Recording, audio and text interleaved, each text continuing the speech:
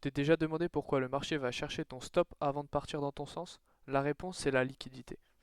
Dans cette vidéo, je vais t'expliquer ce qu'est la liquidité, pourquoi les banques et institutions la chassent, et surtout comment toi, tu peux l'utiliser pour rentrer au meilleur moment. Soit un achat, ou bien une vente. Ok, on va faire les deux exemples. Donc achat, quand on va aller chercher un achat, euh, ça va partir, tac tac tac. Ok, donc là, on achète. Quand ça va toucher notre TP? Quand ça va toucher le TP, qu'est-ce qui va se passer? Notre ordre va devenir un ordre vendeur. Ok? Et donc en fait c'est comme si on faisait une vente. Ok? Donc un ordre acheteur qui finit est un ordre vendeur d'un côté. Un ordre vendeur, quand le prix vient le toucher, hop, il vient prendre le TP, c'est un ordre acheteur. Il se transforme en ordre acheteur. De toute façon, vous le voyez sur les applications, quand vous passez un trade, si vous l'avez déjà fait, vous voyez que quand c'est marqué, quand vous voulez vendre, acheter et que vous fermez, c'est marqué acheter ou vendu. Alors que vous venez d'acheter ou de vendre, ça dépend. Donc c'est l'inverse. Donc comment on va retrouver cette liquidité? On va la chercher directement sur les marchés. Je vais vous montrer un exemple. J'ai un exemple juste là, par exemple, qui m'a permis de placer un trade. Donc, où est-ce qu'elle est la liquidité? On avait vu les structures de marché donc dans les anciennes vidéos avec l'imbalance, avec les order blocks, les POA, les POI, etc. Donc ici on a notre high. Ici on a notre low. Ici notre high qu'on pourrait mettre là. Notre low là. Notre high, etc. On va mettre notre low. Hop. Notre high. Notre low. Ok. Notre high. On peut même le mettre là, ça ira plus vite. On va gagner du temps. Hop. Notre low. Ok. Voilà. Donc, si on prend une analyse complète du marché, déjà, l'euro, on voit qu'il faisait que monter. Il était bullish. Donc là, on va chercher des achats et non des ventes. Déjà, rien que sur le principe. Donc, je cherchais une position pour acheter. Ensuite, j'ai déterminé les structures. On a vu les structures. Ici, on voit quoi? Donc là, c'est le premier, entre guillemets, phénomène de la liquidité qui se passe sur les marchés. Quel que soit le marché, que ce soit des actions, des cryptos ou autres, il y aura forcément, vous allez retrouver ceci. Ok? Donc je vais vous supprimer tout le reste pour pas vous encombrer. Tac. Donc ici nous avons tac, ça et ça. Alors qu'est-ce que c'est liquidité? Donc ça on appelle ça un equal low. C'est les deux bougies d'une structure qui viennent se terminer au même endroit. Ok? Ça peut être des equal high. Il y en aura forcément aussi. On peut en retrouver un là par exemple. Tac, on en retrouve vraiment partout. Et ça crée de la liquidité. Vous vous dites pourquoi? Pourquoi il y a ça? Pourquoi il y a cette liquidité? Pourquoi ça fait des equal all, des equal high? Et bien simplement parce que déjà le marché est limité. Donc il y a un certain ordre de position limité. On peut pas, donc pour nous il n'y a pas de souci. On est en tant que retail, je pense pas que vous tradez des centaines de millions, euh, voire des milliards. Donc vous aurez jamais de souci pour poser une position. Que ce soit 10-20 lots, il n'y aura pas de souci. Par contre, pour tout ce qui va être les institutions, etc., donc qui eux déplacent le marché, pour eux, ils ont besoin de cette liquidité pour faire justement leurs transactions. Donc c'est pas pour voler votre argent ou autre, c'est vraiment juste pour que eux ils puissent placer leur position. Donc ils placent leur position.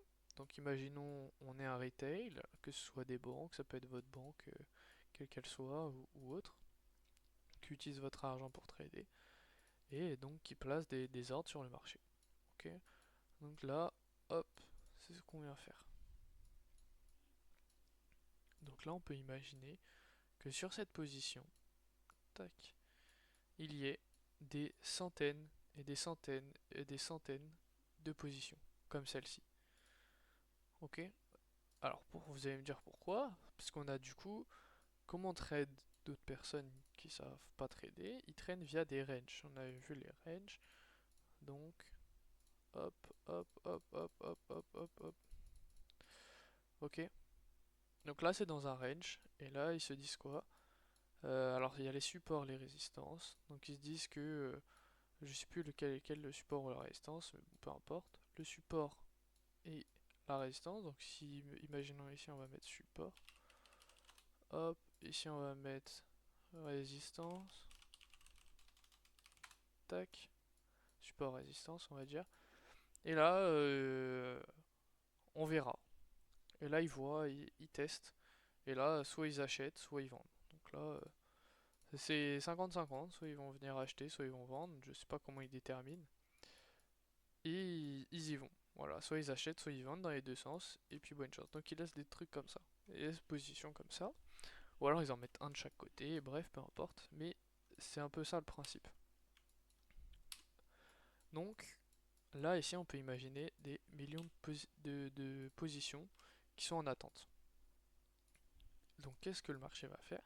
Il se dit qu'il a besoin, de cette liquidité, il a besoin de ça. Il a besoin de chercher tous ces stops pour justement, eux, pouvoir ensuite aller acheter. Donc, parce qu'on a dit, comme on avait dit tout à l'heure, donc une position acheteuse ou vendeuse, ça permet de libérer des lots. Et ici, les gens ont plus tendance à vouloir acheter, parce que le prix monte. Donc on va aller chercher des achats. Donc, qui dit position achat, égale que quand le stop ou le trade se finit, donc ici, dans ce cas-là, le trade ce sera un SL, hop, c'est comme si vous vendiez le marché. Ok. Et idem pour l'autre, si c'est dans l'autre sens, c'est pas grave, parce que si vous vendez, si ils viennent aussi chercher des positions vendeuses, quand le trade il va se faire SL, ça fera une position acheteur, pour ensuite pouvoir organiser un long directement. Voilà, donc c'est pour ça qu'ils viennent chercher de tout. Mais ils ont aussi besoin de positions acheteuses pour pouvoir créer ces petits mouvements là. Ok, pour créer les mouvements. Donc, qu'est-ce qu'on y voit? Donc, on voit notre structure qui range. Ok, ça va, vous voyez le range à peu près. Vous voyez qu'il n'y a pas de grand mouvement, il n'y a pas de quoi trader. C'est pas intéressant. Bon, si nous on va pas trader, quand on voit ça on trade pas. Même si c'est un peu long, c'est du 4 heures, donc chaque bougie c'est 4 heures, c'est un petit peu long, mais voilà, pendant quelques jours vous n'avez pas tradé. Il y a d'autres paires, il y a des millions de paires, vous avez autre chose à trader. Vous trouverez autre chose. Là, ici, on voit ça. Donc moi voilà, je l'ai noté. Ici, on peut en voir d'autres, si on rentre en plus petit time frame, ce qu'on peut faire. Hop, on verra d'autres structures, mais on verra toujours cette equal I du coup. Donc HH, HH comme on avait vu, et ici equal lo HL. Ok, equal lo equal I. Et ensuite, on va du coup venir chercher cette baisse, donc toutes les positions, qu'elles soient là, qu'elles soient, peu importe où elles sont, ok, et ben on va aller les chercher. On peut toutes les récupérer ici. Que ce soit des acheteurs, des vendeurs, des acheteurs, des vendeurs, peu importe, quelles qu'elles soient, on va pouvoir venir les récupérer pour justement ensuite que les institutions puissent réaliser leur mouvement dans le sens qu'elles veulent. Ok. Donc là, il faut s'imaginer vraiment plein de positions comme ça et qu'on vient tous les SL. On va toutes les SL. Et ensuite, on va venir chercher le mouvement qui est intéressant. Que ensuite, on va d'abord récupérer les positions pour ensuite faire le mouvement. Ça, c'est vraiment un truc qu'il faut comprendre. Et donc, c'est pour ça que si vous avez vu les autres vidéos avec Wyckoff, etc., pourquoi, pourquoi ça se passe comme ça. Dans Wyckoff, justement, je vous explique pourquoi le marché fait ça. Et ici, pour ceux qui ont vu les vidéos précédentes, on voit nos différentes phases de Wyckoff. Donc, bien sûr, là, on ne traite pas ce mouvement-là, on tradera ici. On va trader ça, on voit pas, on voit du Wyckoff partout, mais la logique, elle est ici. Ok. Et c'est vraiment ça qu'il faut retenir.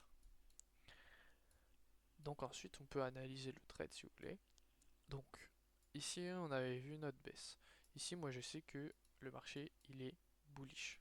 Quand on suit, le marché il est bullish, je vais chercher un achat, ça c'est sûr. Je vois cet equal low, je vois cette liquidité. Il faut donc que je me place après que cette liquidité ait été prise. Ok, tac, ici on remonte un petit peu. Bon, on va refermer des positions, là on reste dans notre trade, j'ai rien de particulier, on crée notre truc. Hop, on chute fort, violemment. Parfait. Ici, ah, ça remonte. Ok, pourquoi on remonte? Pour aller chercher, tac. Pour les autres vidéos précédentes, idem, on explique. Ici, l'order block, pour fermer à break-even. Ok, rien de spécial, on voit qu'il touche juste, il repart. Dans les 4 heures qui suivent, il touche, il repart. Ok, tac, il part. Ici, il revient où? Tac. Il revient pile ici, dans cet order block là. Ok, hop. Il revient pile. Bon, bah nickel. Là, tu peux très bien prendre la position ici. Là, il n'y a pas de souci, hein. Il faut juste trouver ensuite analyser. Est-ce que ce sera assez long?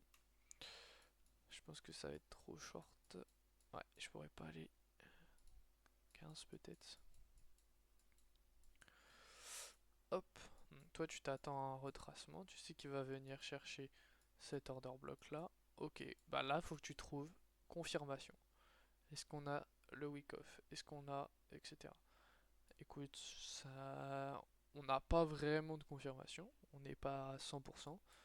Donc là, après, tu analyses. En fonction de ton analyse, mais c'est un trade qui, bon, tu respectes pas toutes les phases, mais disons que il y a un peu plus de logique. On voit quand même une prise de liquidité ici, un spring ici, et le prix qui repart. Personnellement, je l'ai pris plus tard pour être 100% sûr. Hop, c'est une position que j'ai prise. Tac. Voilà. Donc ici, qu'est-ce qu'on fait? Hop. Ici, le prix repart. Il crée quoi? Un order block avec l'imbalance. Hop, il fait quoi? Il le corrige. Là, la position, elle est très très bien à prendre ici. Très très très très bien. Ici, c'est une très bonne position à prendre. Le prix, il repart. Il fait quoi? Il n'y a rien dans cet order block. Il referme. Ok. Tac. Il range. Ok. Il doit créer des trendlines, des choses comme ça. Où est-ce que le prix va? Alors là, on est en 4 heures. Tac. La position est en 4 heures. Le prix revient où? Sur cet order block là. Ok. Il revient ici. Tac. Et là, tu as une position qui est claire, qui est précise. Y a rien tu peux pas avoir plus précis que ça, à moins que tu aies pris la position ici. Ok, et là, tu as tout compris. Tu as aligné toutes les étapes qu'on a vues dans les vidéos précédentes, plus tu as fait jouer la liquidité. Donc là, tu as un trade qui est 100% gagnant. Et là, tu prends pas de risque. Et ensuite, tu vas chercher une zone. Tu vas pas mettre un TP à l'opposé. Tu vas me chercher un TP qui a du sens. Donc, une zone, un order block, quelque chose comme ça. Tu pouvais, ici, il y avait une zone à aller chercher, ici. Voilà, moi je l'avais placé du coup dans cette zone, je sais plus exactement. Tac, ici. Et puis la TP. Donc ça prend un petit peu de temps, mais il n'y a pas de drawdown, il y a juste eu ici. Mais bon, c'était pour quand on comprend du coup ensuite le marché, tu comprends pourquoi il fait ça. C'est pour retourner dans les zones d'imbalance, ok? Donc il en reste un petit peu, mais c'est pour fermer, parce qu'ici c'est un peu plus compliqué, on voit ça dans la formation. C'est pas vraiment un order block, mais c'est un bloc, c'est pour ça. Ok, voilà.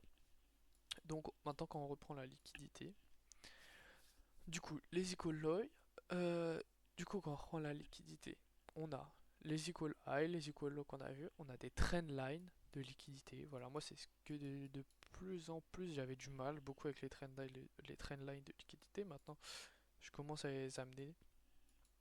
Euh, alors ça peut peut-être être sur l'or, il me semble que j'en avais, voilà. Alors voilà, sur l'or j'en ai beaucoup, j'ai passé un trade justement avec. Euh, donc juste ici, alors celle-ci je vais la supprimer, tac. Voilà, celle-ci elle m'a permis de prendre un trade. Donc j'ai vu cette trendline de liquidité, donc vous voyez que c'est vraiment tous les points hauts, donc tous les high, high, high, high et high, high. Vous voyez que tous les high, high, high, high, ils viennent se toucher pour ensuite se faire liquider. Ok, parce qu'ici c'est la même chose, on a plein de positions, que ce soit acheteur ou vendeur, peu importe, quelconque, et qui viennent se faire déclencher, qui viendront se faire déclencher pour ensuite se faire liquider. Ok, en fait on vient juste déclencher, on vient déclencher les stops, on vient juste déclencher les positions pour ensuite les faire perdre en fait, pour récupérer la liquidité. On vient les déclencher pour leur faire pour on vient les déclencher pour ensuite récupérer la liquidité. Donc hop, le prix il vient, hop, regardez. Nous on a notre position, imaginons qu'elle est là. Je vais m'exprimer. La position elle est là, elle est classique, ok. On va chercher d'aller plus haut, j'ai même pas touché le SL, on le laisse classique. La position elle est là. Hop, j'attends. Ok, top, SL. Maintenant, je veux vendre.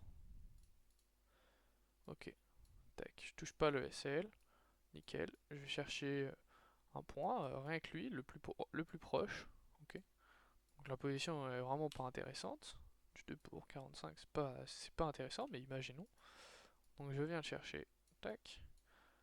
Bah qu'est-ce qui se passe? SL. Ok. Même si j'agrandis mon SL, je le laisse tourner. Hop. SL. Ok.